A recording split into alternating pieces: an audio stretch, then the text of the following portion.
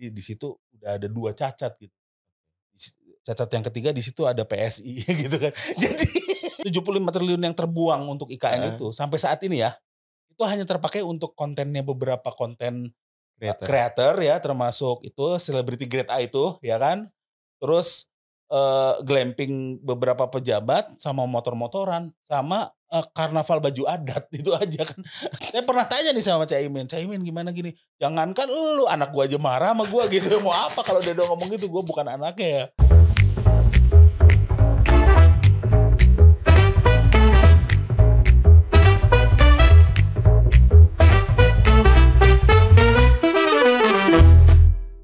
Assalamualaikum warahmatullahi wabarakatuh.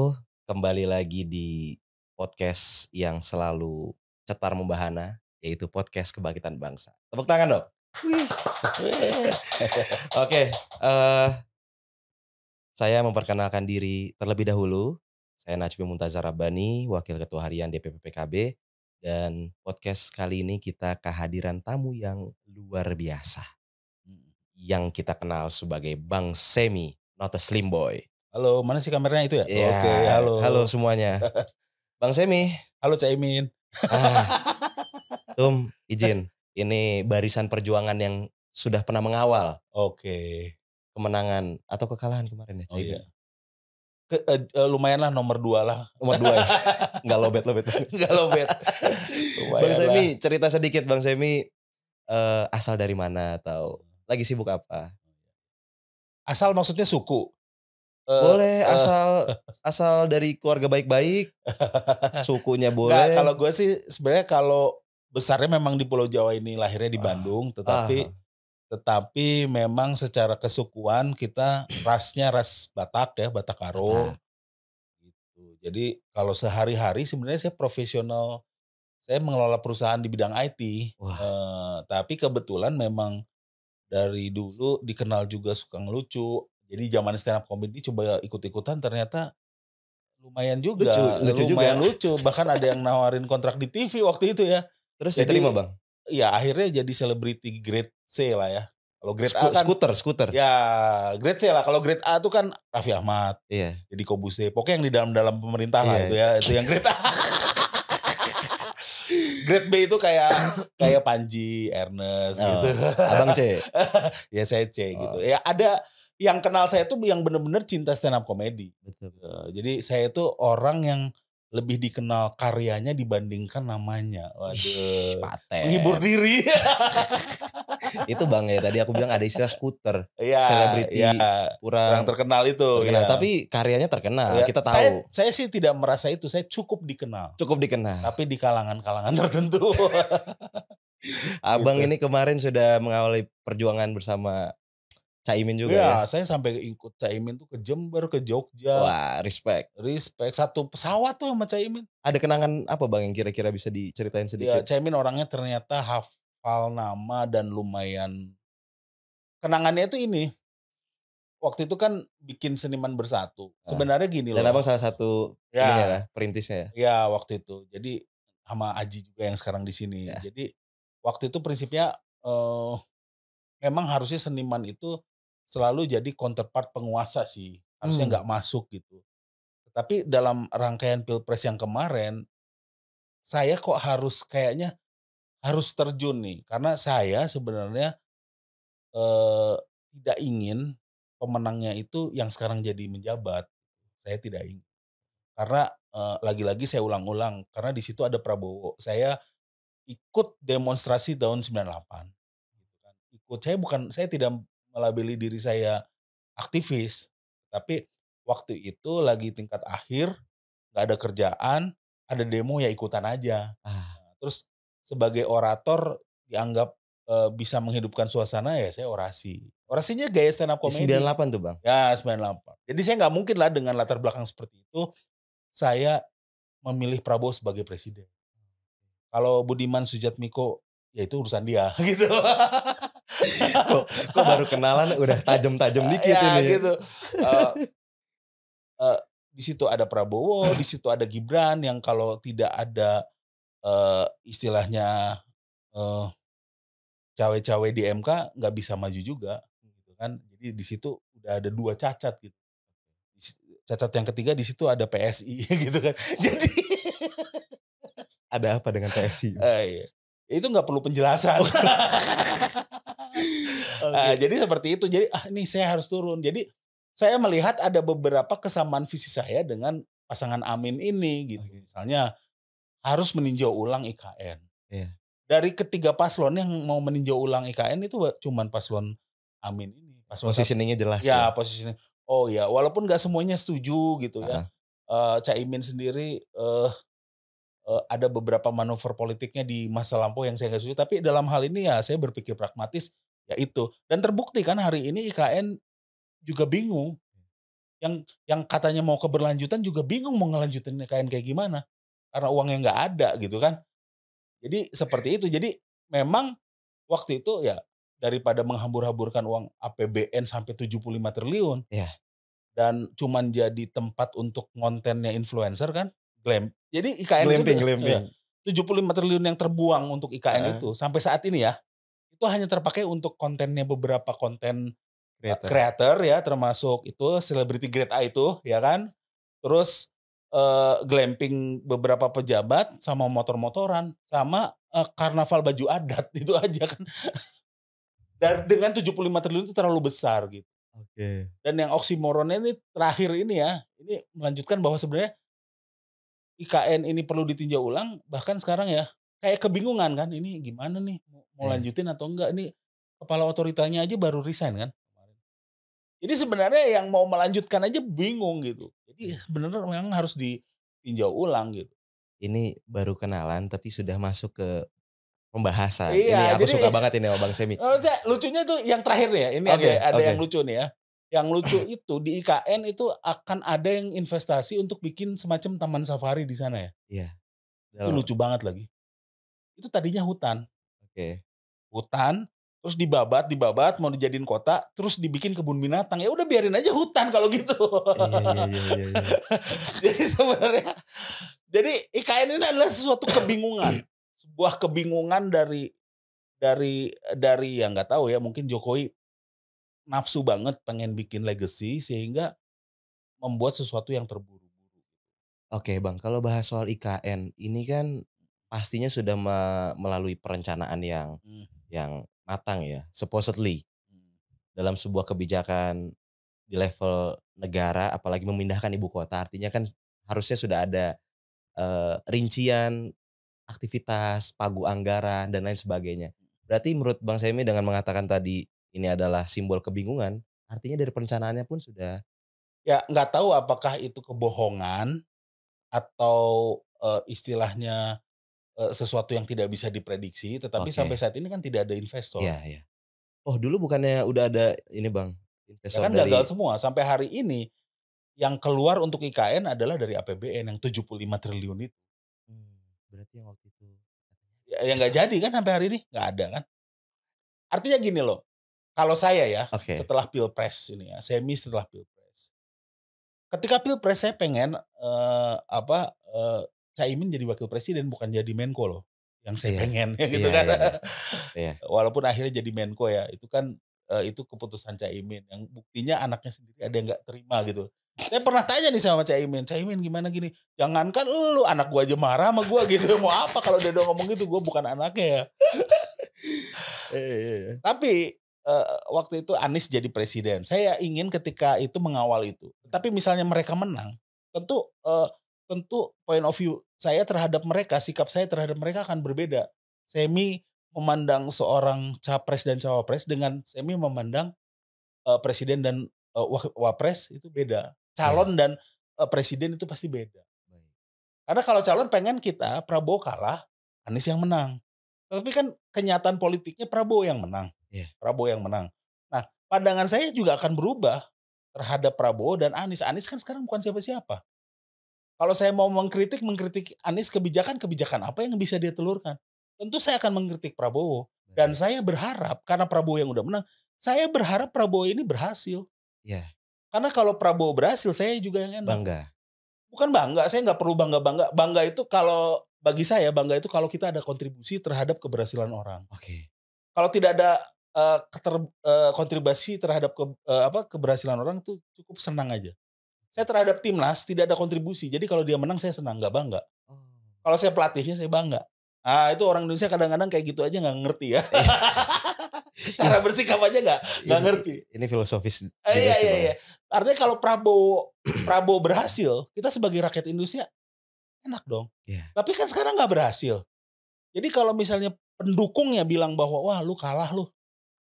Itu saya juga nggak terima. Ya oke yang kalah kan Anies dan, Caimin. Yang, "Oh gua menang." Pendukung 02 bilang, "Gua menang." Lu nggak menang, yang menang itu Prabowo dan Gibran. Ya kan, Caimin menang karena jadi Menko. Ya. Tenang. Tetapi istilahnya, apakah lu menang ketika, jatah makan siang gratis untuk anak lu itu, anggarannya 10.000 per porsi? Apakah itu sebuah kemenangan? Enggak lah, kekalahan bagi kita. Apakah lu menang ketika ibu lu harus ngantri gas sedemikian panjang, bahkan ada seorang lansia di mana yang meninggal, apakah kita menang? Enggak, itu kalah. Apakah kita menang ketika IKN, sekarang katanya, dananya diblok dan, apakah kita menang kalau tadinya, PPN 12% itu jadi Iya. naik? Ya kita kalah. Jadi kita pingin, saya terutama ya, ingin, Prabowo itu berhasil. Ingin misalnya Prabowo itu bisa meningkatkan perekonomian kita sehingga misalnya dolar cuman 12.000. Kemarin hampir ya, yang Apa? ada di Google itu, jadi 8.000 ya? Ya itu kan karena salah aja Salah ya. ya? Karena kalau dilihat di Bloomberg ternyata Iya iya masih iya. 16.000. Artinya saya bukan orang PDIP, mungkin ya, Heeh. kalau PDIP karena dia rival politik ingin Prabowo, gagal supaya 2029 dia punya, istilahnya, hal yang signifikan atau Betul. relevan untuk dibahas bahwa, oh petahana tidak berhasil dan sebagainya. Tapi saya kan bukan orang politik, Iya, walaupun saya punya, preferensi politik, tapi saya bukan tergabung ke parpol manapun. betul. Saya ingin Prabowo berhasil kok. Saya ingin Prabowo berhasil. Kalau misalnya IKN itu dengan kondisi yang sekarang bisa jadi, oke. Tetapi tidak mengorbankan yang lain ya. Jangan kita cuman, fokus IKN terus yang lain berantakan gitu Iya. kan. Tapi kan Bang, kenyataan politiknya, anggarannya nggak cukup oke. untuk menjalankan semua gitu loh. Oke, aku coba pengen mengulas lebih dalam sedikit. Mhm, Andai kata Bang, dalam posisi kacamata kita sebagai warga negara gitu ya. mhm. Tadi Bang saya mengatakan, kita bakal ikut seneng kok kalau misalkan presiden kita berhasil programnya, Iya, negara kita baik-baik betul. saja. Kalau kemarin kondisinya pasangan Amin, kandidat yang Abang perjuangkan itu menang, apakah Abang dalam posisi yang tetap galak atau mengkritisi? Ya itulah kita berandai-andai ya, tetapi di JIS saya ngomong, Oke, apa Bang yang sampai di depan Caimin saya ngomong ah, bahwa, kalau nanti Caimin atau menang? Anies menang dan dia tidak bisa menjalankan janji-janji politiknya, saya dan teman-teman adalah jadi orang pertama yang akan menghajar dia. Ada rekamannya waktu saya. Artinya tapi itu saya tidak bisa buktikan gitu ya. Iya iya iya. Tapi saya bisa buktikan ketika saya memilih Jokowi di 2014. Di 2019 saya tidak memilih dia, karena saya kecewa cukup di 2014. Dan cukup setahun kalau kita lihat timeline hidup saya, Heeh. dari 2014 ke 2015 Jokowi, 2015 saya udah kritis terhadap Jokowi. Mmm. Apa Padahal yang membuat dulunya sekecewa itu? bukan bukan ya kecewa bisa dibilang kecewa ya. Ya kan. Ya, menurut saya ya Jokowi gini loh, sebentar ya. Menurut saya, orang yang memilih Jokowi di 2014 itu valid. Mmm. Tetapi kalau yang memilih dia lagi 2019, itu cukup dipertanyakan. Mungkin alasannya cuman karena lawannya Prabowo. Oh. Tapi kalau dia memilih Prabowo lagi di 2024 itu aneh, karena Jokowi dan Prabowo udah di satu kubu gitu kan. Kalau 2014 kan ini kan nobody, ya kan, dan lawannya Prabowo yang punya, latar belakang, Betul. HAM dan sebagainya waktu itu. Dan Jokowi, ya memang harapan lah ya kan dari orang biasa gitu. Iya iya. Tapi cukup 10 tahun untuk dia menjadi pribadi yang mengacak-acak banyak hal gitu kan. Dan kebetulan di 2015 tuh saya sadar ini orang sebenarnya, cukup berbahaya gitu. Karena, sepertinya baik ya, tetapi polarisasi itu malah ditajamkan sama dia, Oh. kalau menurut saya. Orang bolehlah berpandangan, punya pandangan, agama yang konservatif dan Mhm. sebagainya seperti Habib Rizik. Tapi Habib Rizik itu udah lama ada, udah ada lama. Di zaman SBY dia juga pernah dipenjarakan. Betul betul. Di zaman SBY Habib Rizik itu nggak relevan. Tetapi karena Jokowi menciptakan polarisasi, Habib Rizik jadi relevan. Mmm. Siapa yang bikin Habib Rizik besar? Jokowi.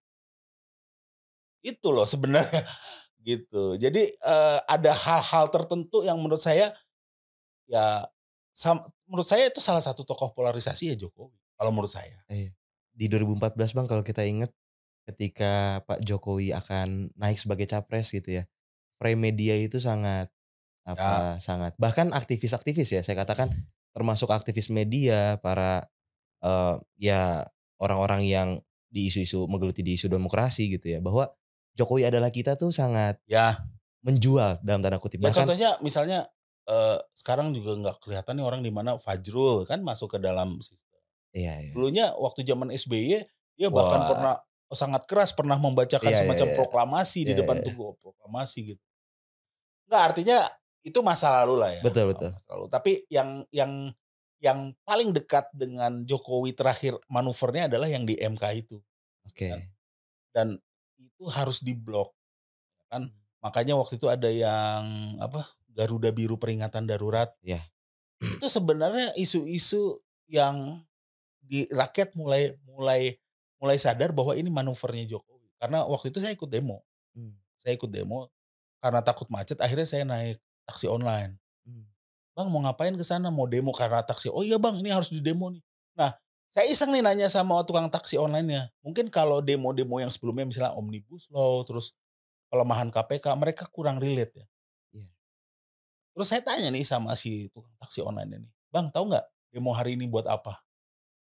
Mereka menjawab dengan pragmatis, "Ini supaya Kaisang nggak bisa maju kan." Nah, benar berarti isunya walaupun menjawab dengan, bahasa yang Sangat praktis. sederhana ya.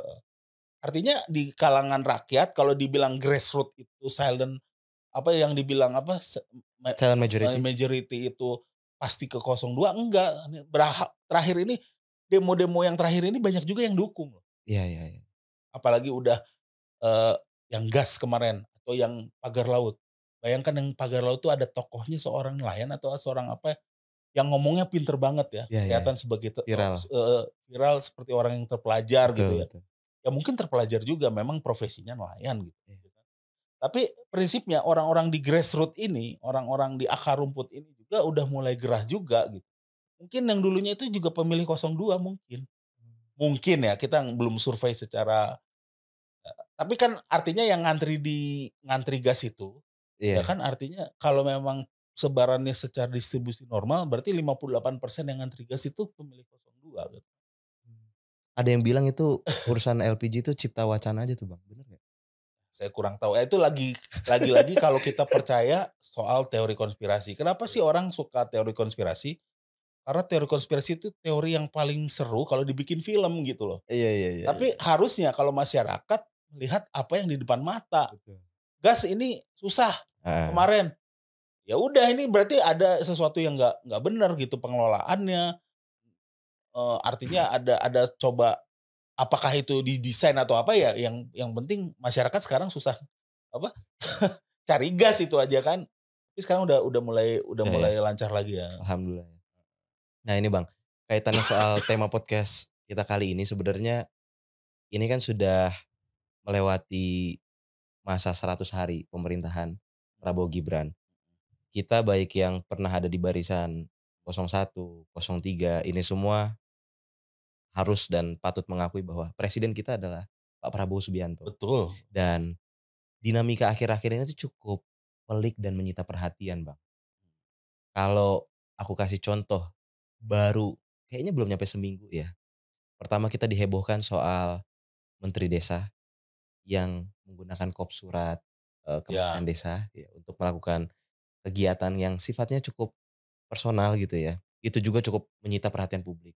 Dan makin-makin ke sini tuh lumayan banyak gitu ya. Termasuk Bang Menteri Hukum, oh sorry, Bang Menteri HAM, Pak Nathelius Pigai soal minta berapa T, ya kan, soal sentimen, tanggapan-tanggapan yang sifatnya sangat pribadi, soal pacar dan lain sebagainya. Ini kan publik kayak, apa iya ya ini siap gitu loh kabinet ini dengan rancangan kampanye yang sedemikian rupa, menjanjikan program A, B, C, tapi kondisinya kok nggak kian kondusif gitu loh, Bang. Menurut Bang Semi gimana? Ya artinya gini kan 02 ini kan programnya kemarin keberlanjutan. Iya, Berlanjutan termasuk di dalamnya tuh IKN. Terus salah satu program andalan tuh kemarin itu makan siang bergizi MBG, gratis. makan bergizi gratis. Sebenarnya nggak ada yang gratis ya karena itu diambil dari APBN, yang APBN, 80%-nya dibiayai oleh pajak kita gitu. Iya, Jadi sebenarnya nggak gratis juga gitu. Hanya mindahin slot kalau di akunting tuh slot dari sini ke sini gitu kan. Yang bayar pajaknya ya orang tua murid juga kan. iya iya. Makanya kemarin tuh katanya ada wacana dinaikkan 12% tuh kan untuk itu juga. Artinya kita membayar lewat pajak, nah anak kita yang menikmati. Itu wajar lah sebenarnya kan dalam sebuah tata kelola negara. Tetapi kan prinsipnya ini saya kayak jadi seperti ekonom tapi sebenarnya enggak dalam zaman yang udah, maju seperti sekarang kita Heeh, bisa belajar dari ChatGPT iya. untuk tahu sebenarnya defisit anggaran kita berapa, di ChatGPT semua dikasih tahu kok bahwa, di tahun ini dan tahun depan itu kita harus membayar pokok hutang sampai 800 triliun. Kalau dari 3.500 APBN kita udah dipotong 800 triliun berarti udah berkurang berapa persen itu kan Iya, sisanya. Belum lagi sebenarnya APBN yang 3.500 triliun itu juga defisit gitu sebenarnya. Jadi ya susah gitu kan, iya, artinya Prabowo programnya banyak, jadi kalau istilah orang bahasa tongkrongannya tuh nafsu gede tenaga kurang gitu kan. Nafsunya gede gitu, tenaganya udah nggak ada gitu kan. Tenaganya ini apa? Uang kan, uang. Ya, jadi terus kalau dari sisi devisa kita juga ya paling ngandalin apa, sawit. Jadi udah susah gitu kan, makanya kan sekarang beralih ke pemotongan efisiensi. efisiensi, walaupun oksimoron juga bicara efisiensi, tetapi jumlah wamen, menteri, dan pejabat setingkatnya sampai 100 lebih, ya kan? Belum lagi tuh lah ya, ada orang-orang yang euforia jadi pejabat tadi. Grade A, Iya, terus ada Raffi Ahmad yang ngambil dokumen aja ternyata mobilnya kosong katanya ya, tapi dikawal gitu. itu mungkin saking pentingnya dokumennya, Bang. Ya gitu, saya kurang tahu lah ya. Enggak, tapi prinsipnya Eee, karena pemilihannya ini tidak profesional sehingga orang-orang ini kan, ya mungkin euforia juga ya, kayak misalnya ada orang yang nggak kebayang sebelumnya bisa jadi pejabat setingkat menteri gitu kan. Jadi sifat dari itunya tuh terlalu, apa itu yang mungkin disebut Petruk jadi ratu itu gitu ya. Jadi raja, iya. Jadi tiba-tiba terlalu dapat pengawalan gitu jadinya songong. Jadi kita sebenarnya gini loh kalau pakai pendekatan di Ilmu, Kayak di rumah tangga gitu ya, ilmu rumah tangga. boleh aja kita ngutang gitu ya sebagai kepala rumah tangga, tapi harus kelihatan hasilnya. Ini kan utang kita itu dari Pak Jokowi ini kan bertambahnya sekian, sekarang tuh di 7.000 atau 8.000 triliun ya, hutang kita itu, mungkin bisa di-search lah di Iya, Google. Tapi prinsipnya kita tuh udah dapat apa dari hutang yang sedekian banyak gitu, perasaan gini-gini aja gitu. Saya bayar UKT untuk anak saya mahal juga. Terus kualitas infrastruktur kita jalan-jalannya juga nggak bagus-bagus amat gitu. mmm, Kita ini tinggal di pusaran lingkar satu, Indonesia loh, iya, Jakarta saat ini, iya. karena IKN belum jadi lah ya. Ya termasuk ring satu lah, tapi kalau kita jalan ke Kuningan, Menteng, jalannya juga jelek juga kan, ya. Nggak bagus-bagus amat gitu, jadi sebenarnya utangnya lari ke mana gitu loh. Kalau misalnya kita ke Singapura ngelihatnya memang keren, pelabuhannya juga gede banget kayak gitu. Kita naik ke tol MBZ ke Bandung juga nggak bagus-bagus amat. Terus misalnya, ada kemarin halte busway di mana, juga kalau hujan ternyata tampias juga airnya ke mana-mana gitu. Jadi sebenarnya ini hutang semakin besar gitu, terus kalau dilihat di foto-foto IKN juga udah mulai ditumbuhi oleh semak belukar, ya beberapa itu. Jadi hutangnya besar tapi nggak ke mana-mana, berarti kan kebocorannya tinggi. Jadi ibarat lu nih, sebagai kepala rumah tangga utang ini, tapi anak lu ngerasa, "Gue juga nggak hidup bermewah-mewahan gitu dari utang bokap gue ini. Mmm, Rumah gue juga nggak bagus-bagus amat, tapi kok utangnya semakin tinggi?" Gitu loh. tapi Pak Prabowo akhir-akhir ini mungkin publik juga ada sentimen positif ya, Bang, ya, dengan beliau seringkali menyatakan sikap tegas terhadap para koruptor. betul, tapi Hampir Prabowo di setiap pidato itu ya, ada. tapi Prabowo itu tidak bisa menempatkan, dia mungkin bener ada yang bilang, Prabowo ini terlalu sering jadi calon presiden, sehingga dia tuh nggak sadar sekarang udah presiden beneran. Jadi gaya dia itu masih gaya kampanye, "Saya akan basmi koruptor." Ya basmi aja loh, udah presiden gitu loh. Jadi Jadi nggak perlu disampaikan sebenarnya ya? iya, walaupun disampaikan, tapi sekarang Aksinya harus ya iya, ya ya. kenyataannya gimana? Ya kan, kenyataannya gimana, terutama cara dia memilih, itu kan sebenarnya gini, korupsi itu bukan hanya ngambil duit loh, tetapi misalnya Merugikan. tindakan-tindakan yang koruptif misalnya gini, kayak cawe-cawe di MK itu juga tindakan yang koruptif kan. Kalau kita bicara di file di komputer, korup itu bukan sekedar ngambil uang, tetapi misalnya filenya ini korup, artinya ada sesuatu aturan yang dilanggar, itu adalah tindakan yang koruptif juga gitu. Jadi misalnya kayak sekarang nih, ada 100 lebih pejabat setingkat wamen dan menteri. Itu juga sebenarnya ya mungkin itu legal gitu. Mhm. Tetapi kan itu, kontradiktif dengan sikap dia yang mau, efisiensi anggaran tadi. Ya yang lucunya gini lah, hari ini ngomong efisiensi anggaran, besoknya Deddy Corbuzier di dilantik, itu kan aneh. Efisiensi mananya gitu. Kalau misalnya Jadi orang-orang staf sus ya? iya, jadi staf sus Bidang yang apa Bang? apa nggak tahu ya, Kal Menhan bagian komunikasi mungkin karena punya apa, podcast itu ya. Nah, di sisi lain TVRI, Jogja ya iya kalau nggak salah ya, iya. melakukan perampingan. Jadi kan itu kan ya mungkin kita belajar ya mungkin ada hubungannya. Kalau pakai chaos theory mungkin, nggak secara langsung tapi pasti ada hubungannya, ini media ini media. Jadi mungkin corong pemerintah udah pindah, Terfokus ke ya udah pindah dari TVRI ke podcastnya prosedur. Deddy. Jadi kalau Cuaks. zamannya Orba kan di situ dia, propagandanya di situ, nanti Sekarang propagandanya nanti lewat podcast-podcast gitu kan, prosedur. sama influencer, ya kan. Jadi daripada bayar influencer ya udah gua gaji aja secara lamsam.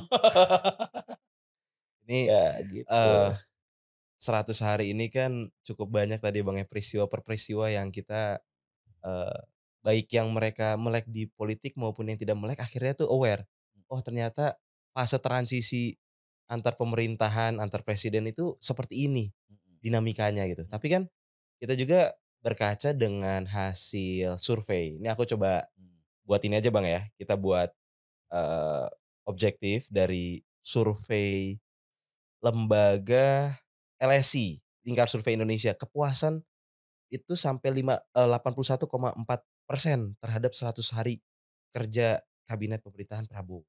Habis itu ada juga survei dari The Republic Institute, surveinya tuh 82,2% masyarakat puas. Nah, ini kan survei yang harusnya ya dilihat secara positif bahwa kondisinya tuh idealnya ya kondusif juga. Tapi kok diskurs hari ini kok semakin semakin apa ya, semakin riuh baik pelaku para pejabatnya maupun kebijakan-kebijakan. Ini apa Bang, loophole-nya ini apa? Kok bisa sampai kayak gini kira-kira dari kacamata seorang Bang Semi? saya sih nggak ngerti ya kenapa surveinya bisa demikian tinggi gitu. Harusnya Ya tetapi, misalnya waktu itu antri gas sedemikian ya panjang, ya. terus kayaknya masyarakat kecil juga tidak dimobilisasi untuk, istilahnya bikin konten di TikTok, bahwa saya kecewa dengan, Mmm, ketika ngantri gas nggak dapet dan sebagainya, terus ada seorang ibu yang meninggal, itu juga iya, tidak dimobilisasi gitu. Terus ketika, ada kasus pagar laut, pagar laut. orang-orang di grassroots juga udah mulai menjadi narsum gitu, bukan bukan Iya, level-level pengamat aja yang jadi narsum. Artinya ada keresahan itu di masyarakat, tetapi survei itu bilang itu ya artinya lembaga survei menyurvei yang mana ini? Kan bisa kita juga nggak tahu kan. Makanya kan survei itu, statistik itu bisa dipakai untuk berbohong juga sebenarnya. oh gitu. Ada bukunya bahkan How to Lie with Statistics.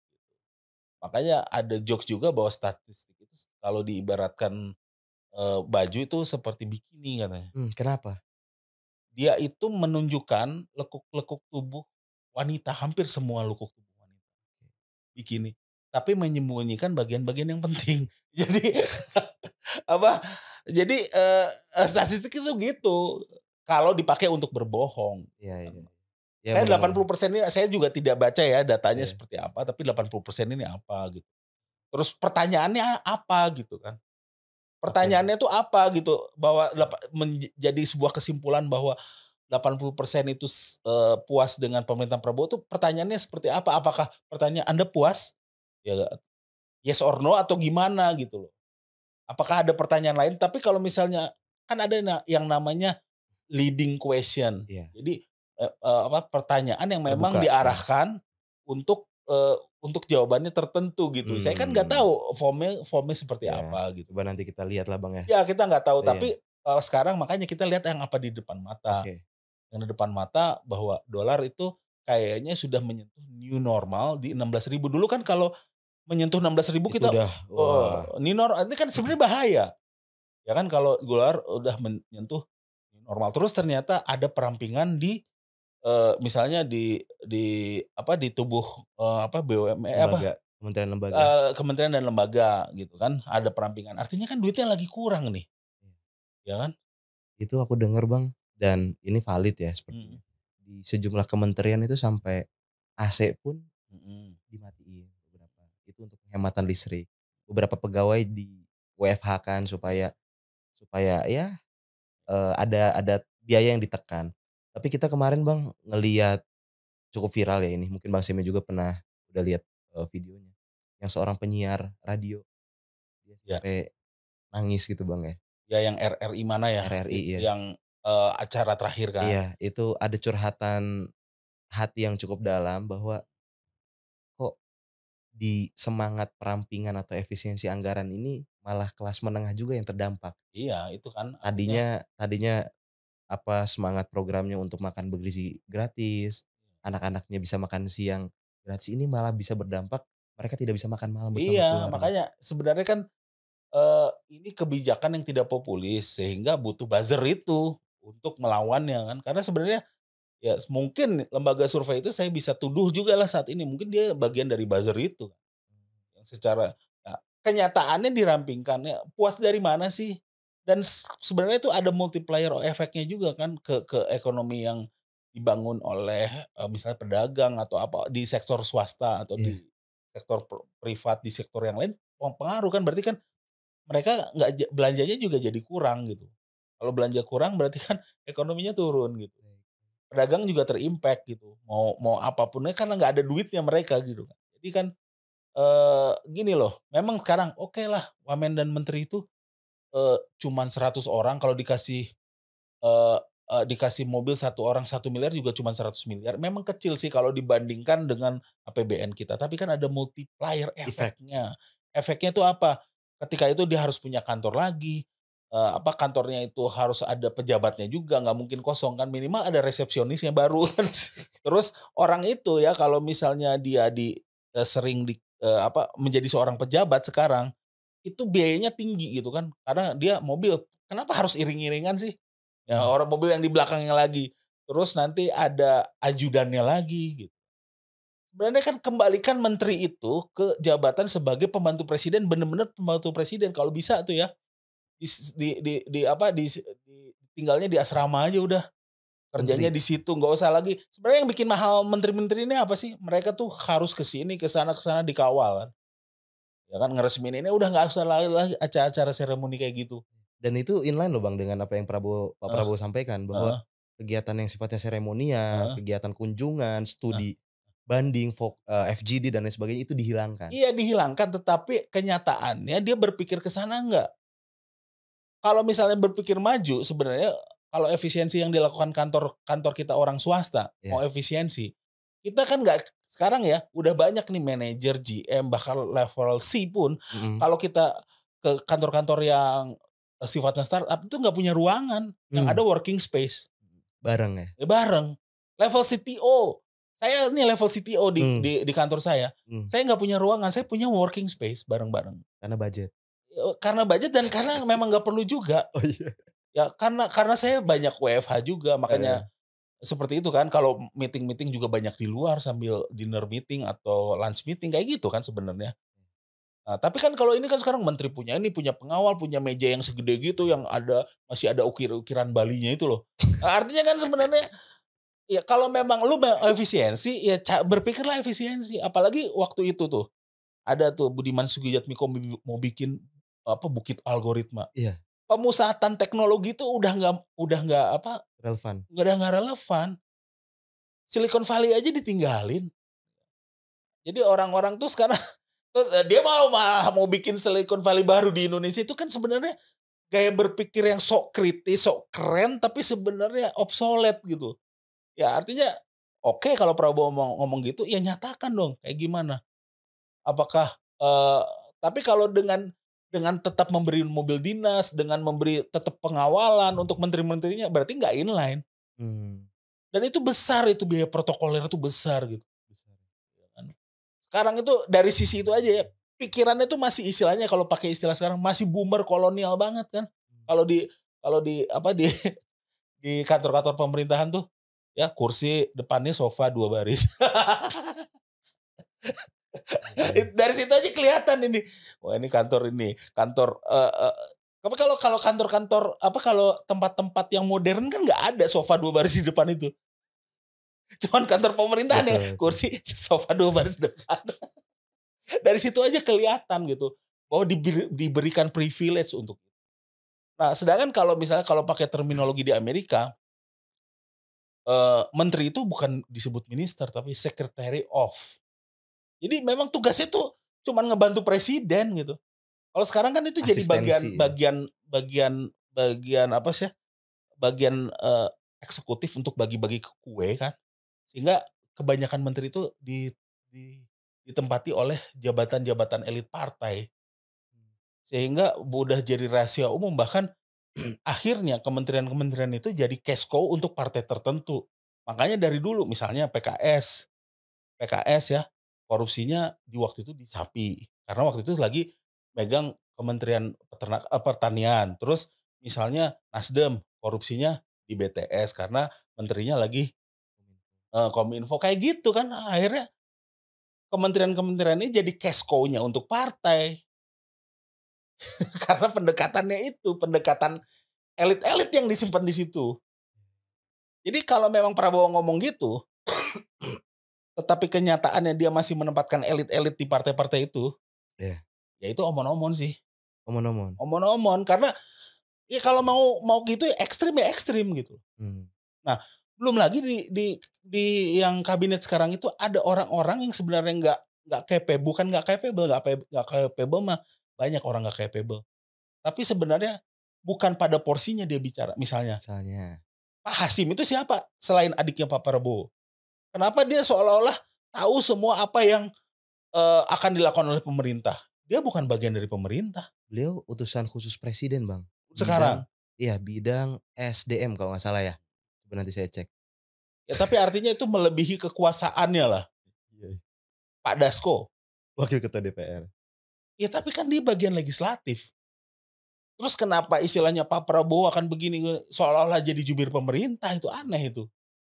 Maksudnya Protokoler komunikasinya nih lagi agak iya ini berarti, Bang, ya? iya, artinya kalau kayak gitu Pak Dasko ya diangkat aja jadi, Mensesnek kayak apa gitu. Atau prime minister? Iya boleh, Luhutnya lah ya. Oh, iya iya iya. Iya gitu. Nah, Mayor Teddy, itu lebih aneh lagi. Kenapa, Bang? Itu adalah jabatan yang dulu ditempati oleh Pak Pramono Anung, Betul Seskap kan. betul. Nah, karena harus Mayor Teddy, maka Seskap ini sekarang diturunkan bukan setingkat menteri. Padahal tadinya jabatan setingkat menteri gitu. Jadi sekarang Mayor Teddy itu apa sih tugasnya selain jadi bodyguard-nya Pak Prabowo gitu. Dan katanya itu dia, bukan lagi setingkat menteri tapi eselon juga untuk seorang bodyguard terlalu tinggi lah. Mmm, Itu harusnya ya dia dia jadi Brigjen Sabur aja zaman dulu ya, komandan Cakarabirawa gitu kan istilahnya. Komandan Pas Pampres aja udah, kenapa iya harus iya. jadi Seskap gitu loh. Sehingga jabatan yang dulu diisi oleh lihatlah bedainlah Mayor Teddy sama Pramono Anung. Ya udahlah saya nggak usah jelasin lah ya. Saya bukan muji Pak Pramono Anung, tetapi dia kan politisi, ngerti tentang administrasi negara, ngerti ngerti ngerti tentang politik gitu kan. Nah, gantinya Mayor Teddy. Mayor Teddy Jadi nggak ngerti gitu maksudnya? Ya menurut saya enggak lah. Menurut Anda? Saya tidak kenal. Saya tidak kenal. Ya Iya yang iya. ya makanya saya bukan penggemar teori konspirasi. Saya Iya melihat apa yang di depan mata iya gitu. iya. Tugas-tugasnya lebih ke tugas-tugas protokoler Iya iya. gitu. Dan lebih ke tugas-tugas remeh-temeh gitu kan. Oh ini, "Weh lu jangan dipayungin tuh bokap gua." Kayak gitu kan, kayak gitu doang gitu. Iya iya iya iya iya. Heeh. Terus apa lagi nih Bang? Kal Kira-kira heeh, harapan lah, harapan. Ini kan memang tidak ya mungkin orang bisa mengatakan proses perpindahan kekuasaan tuh memang butuh waktu ya. Artinya gejolak-gejolak ini sangat wajar untuk terjadi. iya. Seberapa yakin Abang bahwa masyarakat ini bisa sabar melihat ini semua? Ya sebenarnya masyarakat selama misalnya sandang pangan cukup ya sebenarnya oke-oke Aman aja, ya? aman ya kan. Nah kemarin kan sempat terganggu tuh soal gasnya itu. Iya iya, Artinya itu termasuk dalam pangan juga, itu termasuk kebutuhan pokok juga kan bahan betul. bakar. Nah tetapi ada kekhawatiran ke depannya ya karena kalau ngelihat, beberapa lembaga itu dirampingkan dan sebagainya, ya ada pesimisme juga jadinya Iya gitu iya, loh. aku hari ini baca Bang di MK itu berkaca dengan anggaran yang sudah finalisasi itu hanya mampu menggaji pegawai di internal mereka tuh sampai bulan Mei 2025. Itu aku nggak tahu tuh tindak follow up-nya seperti apa. Artinya kan cukup miris ya kalau kita melihat di satu sisi ingin mensejahterakan Ya ini itu, itulah, tapi karena pegawai mungkin kok selama ini karena itulah mungkin karena harus membayar bunga utang, pokok utang, oh, sehingga kan, eee, alokasinya alokasinya udah artinya gini, Jokowi ini kalau menurut para ahli ekonomi yang gue belajar juga dari ChatGPT, bahwa ada untungnya lah Anies dan Caimin tuh nggak menang, karena oh gitu. ruang fiskal yang disisakan ditinggalkan atau diwariskan oleh Jokowi itu kecil banget, sangat sempit gitu.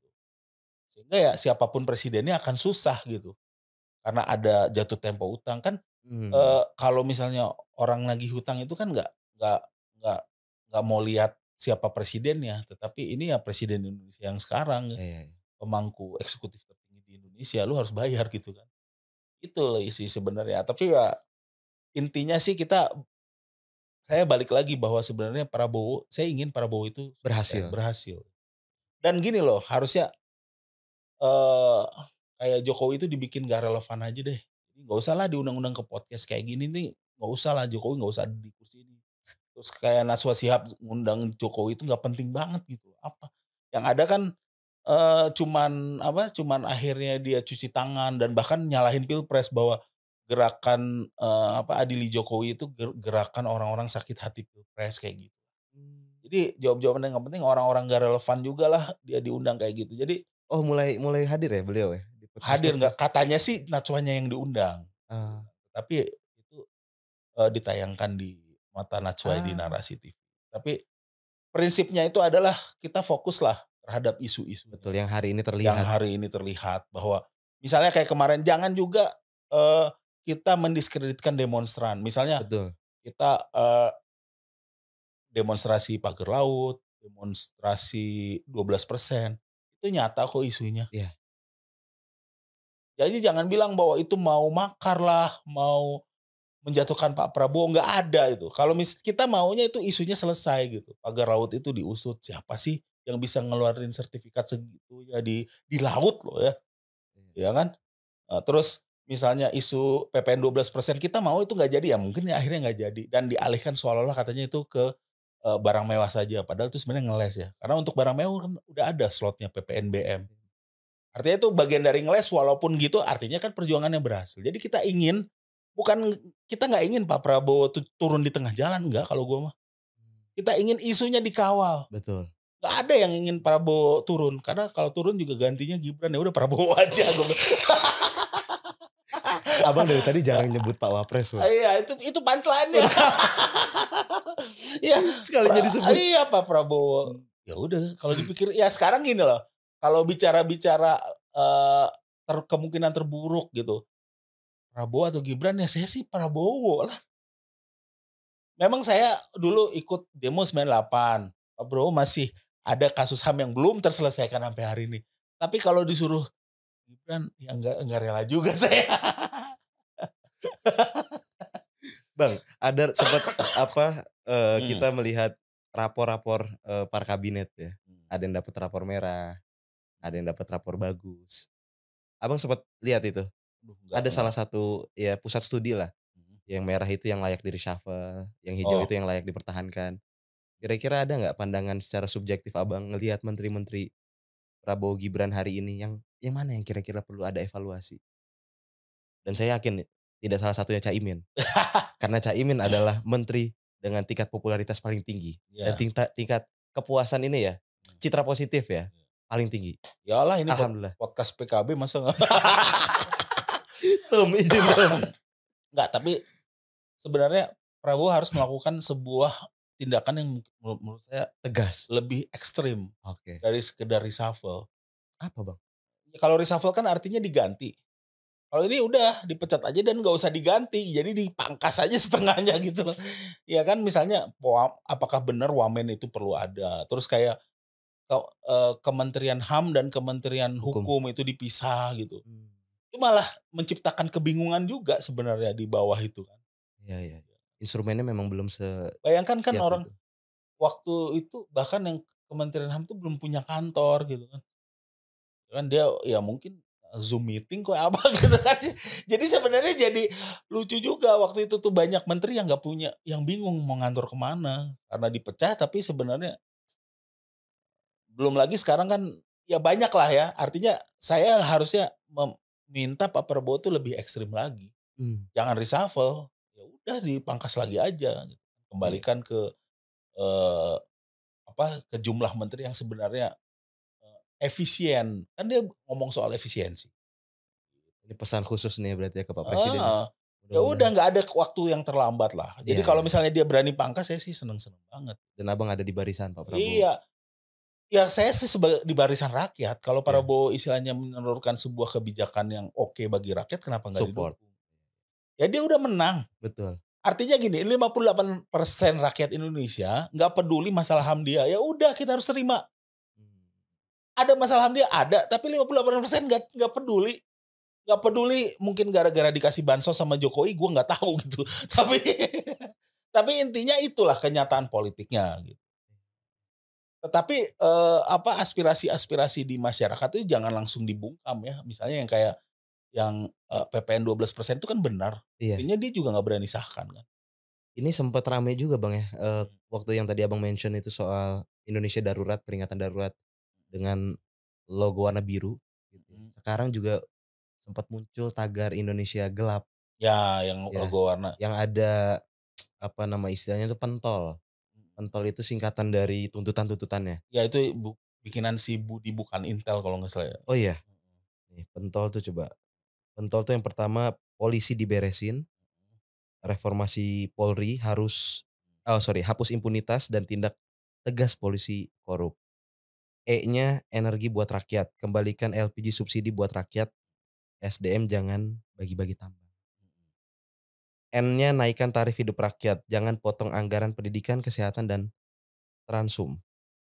T-nya tunaikan tukin dosen, guru, dan ASN. Bayarkan hak para pendidik dan penjaga masa depan negeri. O-nya output MBG diperbaiki. Perbaiki kaji ulang program MBG yang lebih realistis dan tepat guna. Yang L-nya lawan mafia tanah dan lengseran pejabat, berantas mafia tanah dan pecat pejabat inkompeten tondef gitu. Ya intinya kan sebenarnya itu kekhawatiran masyarakat disarikan dalam bentuk, diksi-diksi yang catchy aja kan, Keji ya. artinya itu kan Tapi ini pol serius berarti ya ya masyarakat? serius, artinya polisi polisi kan sekarang ya bisa dibilang, no viral no justice Iya iya itu iya iya. terjadi, Betul terus betul.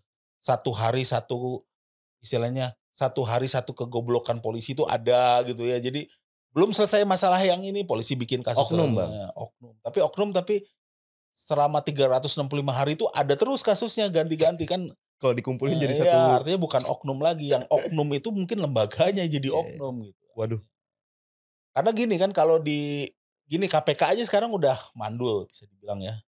udah mati suri lah KPK ini ya. Padahal kan, kalau mencontoh itu sebenarnya KPK mengambil contoh dari Hong Kong. KPK-nya sendiri ngaku bahwa sebenarnya ini, mengambil contoh kasus di Hong Kong. Dan di Hong Kong itu yang pertama kali dibersihkan tuh ya polisinya. Jadi kalau nggak bisa gitu, karena itu kan sapunya. Kalau Iya, kita sapu pakai sapu kotor, ya lantainya ikut kotor. iya. Jadi sapunya dulu dibersihin. Jadi kalau banyak juga, referensi-referensi pop culture yang bilang ya, di film-film tertentu Mhm. yang bilang bahwa tahun 60-an atau tahun 70-an itu di Hong Kong itu memang dibersihkan si polisinya, sampai bahkan ada polisi yang, kabur ke Kanada, istilahnya eksodus tuh, banyak polisi eksodus. Jadi keberhasilan pemerintahan saat ini bisa nggak tuh bikin polisi-polisi itu eksodus tuh entah ke mana, karena saking takutnya diadili, gitu loh. Jadi intinya sebenarnya, Prabowo pertama sekarang yang perlu diapresiasi adalah dia sudah mulai jujur bahwa kita ini nggak punya duit. Kalau Jokowi kan dulu kita kayak diiming, "Wah, kita ini punya duit 11 triliun, di kantong saya ada, kantong sini lebih banyak," katanya. Tapi entah kemana tuh uangnya. Nah, akhirnya kita sekarang Melihat melihat kejujuran yang ya? Iya. realistisnya walaupun sebenarnya, dia belum nyambung antara kebijakan dengan, apa yang dia Janji omongin. kampanye. Iya, bukan janji kampanye, bahkan yang sekarang gitu. Dia ngomong akan begini, akan efisiensi, tapi kenyataannya dia tidak melakukan efisiensi gitu Tapi ya. uniknya sebagian masyarakat tuh melihat yang tadinya misi keberlanjutan itu akan dibawa Pak Presiden, Pak Prabowo, ini seakan-akan malah misi perubahan deh. Iya, karena, semua akhirnya tergantung anggarannya nggak ada, mau nerusin IKN kayak gimana? IKN-nya mau diterusin pakai apa gitu loh. Makanya di-stop kan, di-stop Diblokir diblokir katanya. Ya anggaran. karena kalau jadi gini loh, uangnya cuman ada segini dan mau jalan semua ya nggak mungkin. Iya. Makanya makan siang bergizi gratis ya akhirnya cuman segitu ya. Itu, kalau bisa ya mungkin sekolah-sekolah tertentu tidak usah dapat, ya kan, bener. Yang dapat sekolah-sekolah tertentu yang memang sangat membutuhkan, Betul. Lebih tepat sasaran ya, Bang, lebih ya? tepat sasaran, atau misalnya, orang-orang tertentu ya tapi nanti ada diskriminasi ya, "Eh, lu ikut makan siang, gua enggak," gitu kan. Iya. Ya Sebenarnya kalau aku tapi capture intinya kan di atas semuanya itu uangnya kurang, iya, iya, iya. sehingga kalau dipaksakan 10.000 akhirnya memaksakan nggak sih? Ya, Sebenarnya spirit programnya tuh bagus loh, Bang. iya, spirit programnya Iya. bagus, tetapi akhirnya terlalu Iya. mengada-ngada. Bahkan ada juga orang yang bilang katanya muridnya itu tidak boleh memposting, kenapa? Itu kan berarti ada ketakutan. Kalau ini spirit program yang bagus, diposting nggak apa-apa, Iya. artinya dikritisi juga nggak Iya, apa-apa. iya, iya. Ingat bahwa kritik itu tidak mau menjatuhkan Pak Prabowo kok. Kalau bagi saya ya, kalau Betul. bagi, partai oposisi mungkin iya. Tapi kalau bagi saya, ya Iya. saya mengkritik, terus misalnya besok makan siang, gratis itu diperbaiki, saya senang. Betul. Tapi kalau oposisi mungkin nggak senang. Iya. Wah, ini jadi bagus nih dia, kalau saya mah senang-senang aja. Karena kita bukan Iya, oposisi. kalau misalnya iya, saya hanya kritis terhadap Betul. pemerintah, Betul, dan kayak itu gitu. ya demokrasi yang sehat Iya, layaknya seperti itu. artinya kenapa sampai nggak bisa dipoto, gitu loh. Ada ya awal-awal itu ya? Iya, terus bahkan, ada murid yang tidak boleh bawa makan siang sendiri. Terus ada murid yang komplain kenapa dimarahin, "Gua tabok," kata si Deddy Corbuzier, ya komplainnya wajar lah anak kecil komplain, ya kan? "Gua tabok," itu siapa itu? Grade "Lu A ya, sekaya grade A. apa?" Iya, grade A itu ya, heeh. Mungkin, dia tuh udah terlalu sulit bikin kalau kalau gua aku ya, untuk bikin trik sulap apalagi di zaman sekarang itu susah, Eee, karena trik sulap itu udah banyak dibuka-bukain, eee, eee, keba sehingga dia udah nggak bisa bikin trik sulap lagi akhirnya bikin podcast gitu kan. Lebih gampang gitu kan, podcast kan tinggal ngundang-ngundang orang, ini kan bacot aja udah dapat 1 jam. oh iya, nggak kerasa juga ya? Iya, iya, iya, iya. Gitu. Ini menarik sih kalau kita undang Bang Deddy Corbuzier ya, next Heeh. ya. Di sini kita panelin sama Bang Semi. Oh iya. Kayaknya banyak aspirasi, Iya, kegelisahan iya, rakyat. iya, iya. Ya nggak apa-apa Dang, kan dia kan sekarang udah bagian dari, Negara. iya, dia kan pejabat sekarang, kita kan boleh ngomong sama Betul, pejabat, betul. Boleh lah menyampaikan nanti kita agendain. heeh, menyampaikan aspirasi kepada pejabat. Oke Bang, sebagai penutup, ini kira-kira apa yang jadi PR baik untuk Pak Presiden, Pak Wakil Presiden jangan lupa ya, kira-kira PR-nya beliau-beliau dan juga para menteri, pejabat tingkat provinsi yang akan dilantik sebentar lagi. Mungkin nanti ketika tayang bisa jadi udah dilantik gitu ya, dan juga Kalau pejabat menurut gue kabupaten sih semuanya. gini aja sih sebenarnya, terlalu banyak juga ya kalau saya bilang seperti itu. Tapi secara general bahwa, saya meminta pejabat-pejabat ini lebih peka sama keadaan masyarakat gitu. Jadi jangan hanya percaya pada lingkarannya saja gitu. Kadang-kadang tuh ya pejabat itu kayak di gatekeeping sehingga dia mungkin menerima informasi itu setengah-setengah aja dan sebenarnya yang diperlukan oleh pemerintah sekarang itu bukan juru bicara, Juru tetapi dengar. juru dengar, bener. Jadi ini rakyat nih jadi gini loh, apalagi seniman seperti saya Ya, ya, itu harusnya ini suara kepada seniman yang lain juga ya. Kita tuh jangan jadi suara penguasa terhadap masyarakat, kita tuh harus menjadi suara masyarakat terhadap penguasa gitu. Kalau misalnya lu sudah menjadi suara penguasa terhadap masyarakat, lu udah bukan bagian dari seniman. Lu luntur tuh Bang ya, iya, artinya lu jangan mengklaim diri sebagai seniman seniman, juga, ya udah lu bagian dari rezim aja, nggak masalah juga, nggak masalah. nggak masalah Seniman juga. rezim apa nggak ada Bang? Ya ada, tapi akan menjadi menurut saya, dia bukan seniman, dia pengrajin. Pengrajin. Iya, jadi lukisannya memang bagus, tapi kan ada lukisan yang berbicara, tapi ada lukisan yang cuman, "Oh bagus." Ada juga yang orang bicara sama lukisan. Ya. Ya artinya gitu loh, kalau lu merasa, bagian dari Bercanda seniman, Pak, bercanda, Abah. bagian dari seniman adalah jadilah suara masyarakat ke penguasa. Ya, Karena sebenarnya gini, seniman itu tidak punya utang budi kepada penguasa seharusnya. Siapa yang membikin Panji terkenal? Masyarakat, follower-nya, orang-orang yang beli merchandise-nya, orang yang beli-beli tiketnya. Dia nggak punya utang budi sama Anies Baswedan gitu. Saya tidak punya utang budi ke Anies dan baik. Caimin, saya punya utang budi ke orang yang subscribe ke, akun saya, gitu loh. Orang yang membuat saya jadi relevan, gitu loh. Ketika lu menjadi relevan, lah kalau lu berpihak kepada penguasa itu aneh gitu kalau menurut Aneh, gua.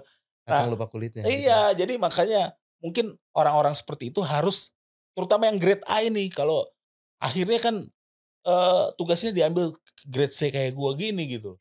Coba kalau grade A-nya yang lebih lebih apa, lebih vokal, lebih bagus. Iya iya. Contoh Fedi Nuril, itu grade A itu, tapi vokal, itu bagus itu.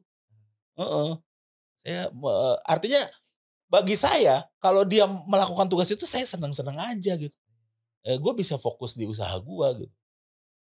Gua jadi SJW, jadi seolah-olah nih gua mengambil tanggung jawab ini enggak juga sih, ini mengalir aja. Tapi Iya iya. intinya adalah, eee, secara general pejabat-pejabat, penguasa ini harus lebih peka lah terhadap keadaan masyarakat. Iya iya Misalnya kayak dikawal dan sebagainya, jangan terlalu sering lah. iya. Itu Soalnya Sudirman Tamrin jadi berisik juga Bang iya, ya. itu wujud ketidakpekaan gitu loh, wujud ketidakpekaan gitu. Jadi terus misalnya kayak kemarin si Pak Natalis Pigai juga mamerin Alphard-nya gitu, itu kan OKB banget gitu. Ini mobil, ada ya, inilah Di mobil Twitter ya? entah di mana gitu ada, di foto baru dapet. Itu kayak influencer baru dapet, baru beli mobil terus dipamerin kayak gitu. Jadi Grade apa tuh Bang? apa, jadi aku ngelihatnya ya, ini nggak peka banget sih ya. Iya. Rakyatnya lagi ngantri gasnya, tapi pejabatnya begitu. Mhm, Ini aku keinget Bang, sebagai penutup mungkin ya Bang ya. mhm, Kebetulan udah sejam kita podcast. mhm, Ada salah seorang guru yang pernah berpesan bahwa kewajiban kita tuh tidak berhenti di menuntut ilmu saja. mhm, Tolak ulang ilmi itu kan wajib gitu ya mhm, bagi semua umat manusia. Tapi bagian dari mas'uliyahnya bertanggung jawab terhadap ilmunya juga itu sebuah kewajiban. Karena kalau kita hanya berhenti di menuntut ilmu, kita lihat hari ini polisi yang tugasnya menyidik dia justru banyak juga yang disidik. mhm, Jaksa yang tugasnya menuntut dia dituntut. Hakim yang tugasnya mengadili ada juga hakim yang diadili. Artinya mungkin ini pesan juga ya buat kita semua dan, introspeksi kami juga di partai gitu ya, Bang, mhm, ya. Untuk sering-sering peka ya, gitu ya. Tugas kita nggak cuma nimba ilmunya tapi bertanggung jawab, apalagi di posisi hari ini. semua menteri-menteri, semua pejabat-pejabat tinggi, nggak cuma ngejar itu tempat, tapi bertanggung jawab atas tempat itu. Betul nggak sih, Bang? Sebenarnya gini, saya bukan Islam, saya Kristen. Iya. Bahkan dalam Islam itu diajarkan kan ketika Anda bukan punya ilmu, punya Iya, harta 2,5% itu milik milik dari kaum duafa ya, duafa, ya ya. artinya itu diingatkan, dipaksa untuk Iya, nginget gitu. Dipaksa untuk peka kan betul sebenarnya, betul. dipaksa untuk peka gitu. Di Kristen juga ada perpuluhan gitu ya, Iya iya, lebih gede kita.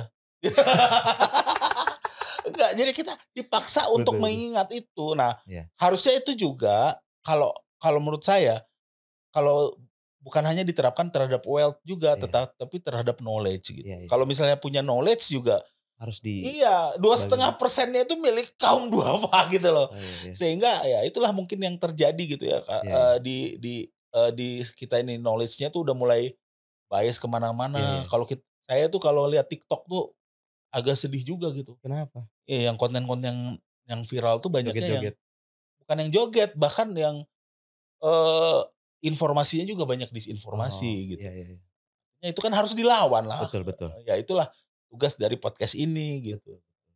Kan Makanya ini kata didanai Menko kan ya podcastnya?